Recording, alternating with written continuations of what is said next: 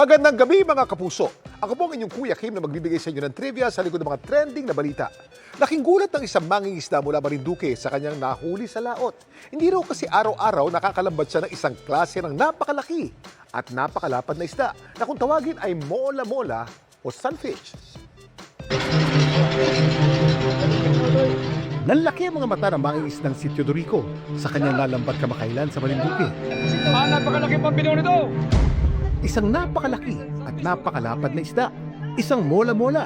Nung malapit na sa fish bag, ay nasurpresa yung aming mga busero na meron palang malaking isda kaming nahuli.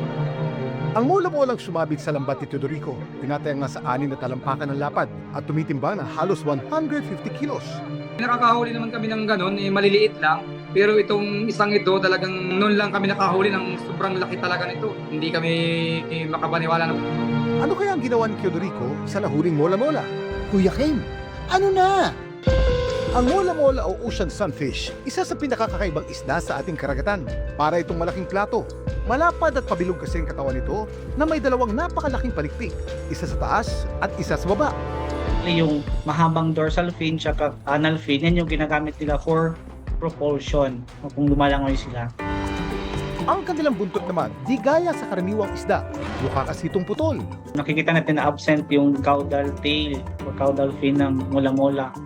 Instead, nag-develop yung clavus. So yun yung ginagamit nila as parang timon or rudder kung saang direction sila lalangoy. Ang kanilang timbang maaari ding umabot ng mahigit 2,000 kilos. Mas mabigat pa kaysa ibang sasakyan. Kaya silang tinuturing na pinaka-heavy-gut na bony fish sa dagat.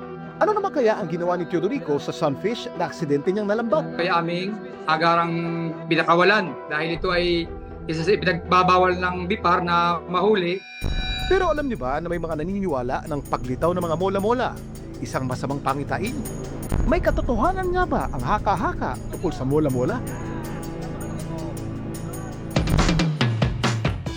May mga mangingisdang naniniwalang ang paglitaw ng mola-mola o ocean sunfish sa surface ng dagat malas o isang masamang pangitain. Di umano, hindi raw maganda ang kanilang magiging huli o di kaya'y may paparating na unos gaya ng lindol. Ang mga mola-mola nakatira sa malalim na parte ng ating katuwigan.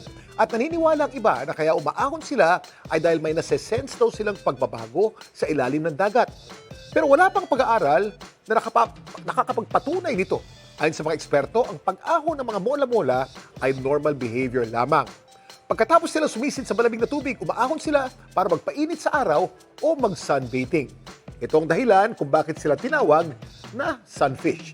Ginagawa rin nila ito para magpalinis sa mga dumikit na parasite sa kanilang katawan sa mga ibon o cleaner fish. Samantala, para malaman ng trivia sa likod ng viral na balita, post o i-comment lang, #Kuya Kim, ano na? Laging tandaan, importante ang may alam.